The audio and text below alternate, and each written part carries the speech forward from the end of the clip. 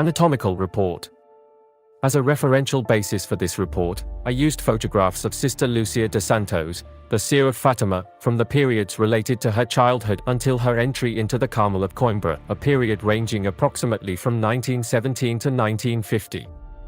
I have classified, given the similarity between the photographs, as the same individual that I will refer to in this report as individual 1.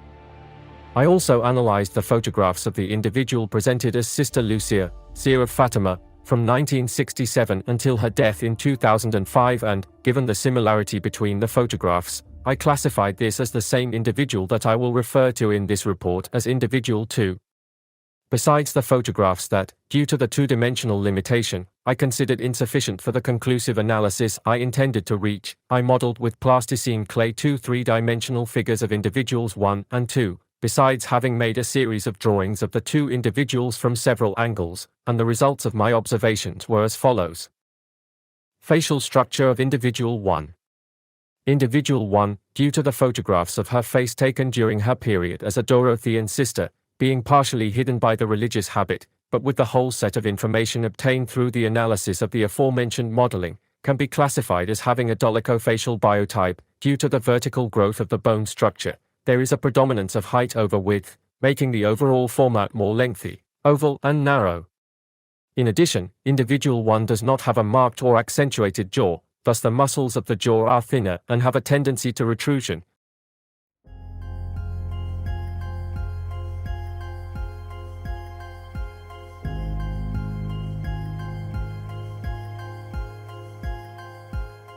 The direction of growth is downward and backward, predominantly vertical development.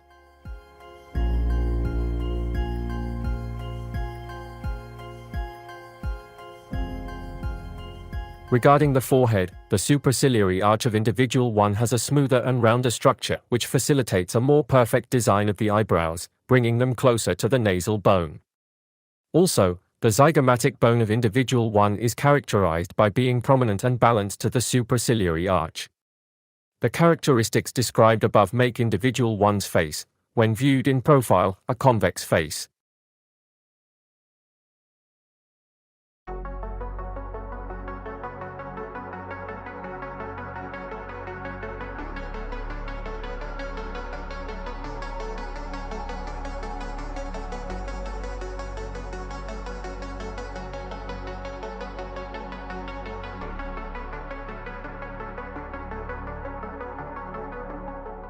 Regarding the chin, the mandibular bone of individual 1 shows characteristics of retrognathia, not characterizing a short, but a receded chin, that is, retrognathia is more visible in the individual in profile than in front, therefore, the frontal photographs of individual 1 are not so conclusive in this respect. Regarding the jaw, individual 1 has a bimaxillary protrusion, the teeth of the upper arch or maxilla are protruding forward, forming a pointed profile, with difficulty in keeping the lips closed. This characteristic in individual 1 seems to be caused by a disproportion between the size of the teeth and the upper dental arch.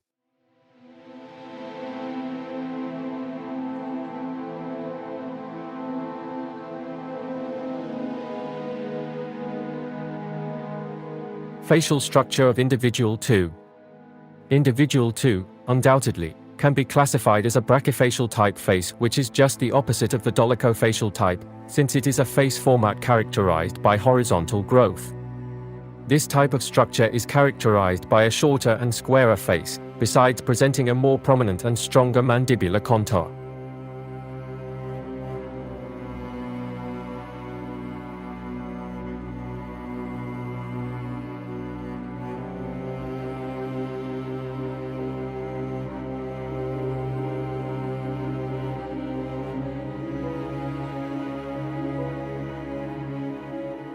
Regarding the forehead, the superciliary arch of individual 2 presents frontal protuberance, which is a feature acquired in childhood or congenital.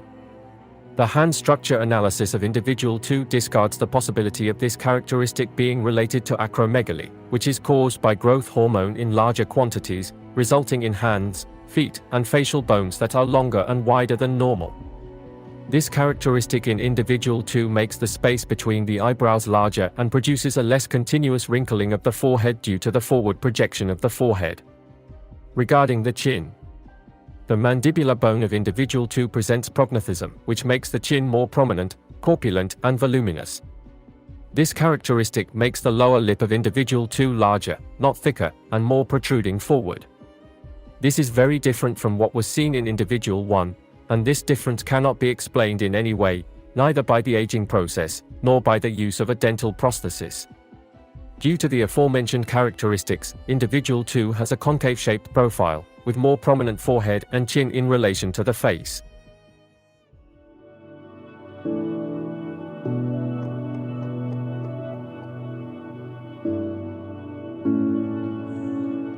Conclusion. I state beyond doubt from the analyses done from the 3D images of individuals 1 and 2, that they are not the same person, because there are insuperable differences throughout the bone structure of the faces, which cannot be explained in any other way. Carlos Bezerra.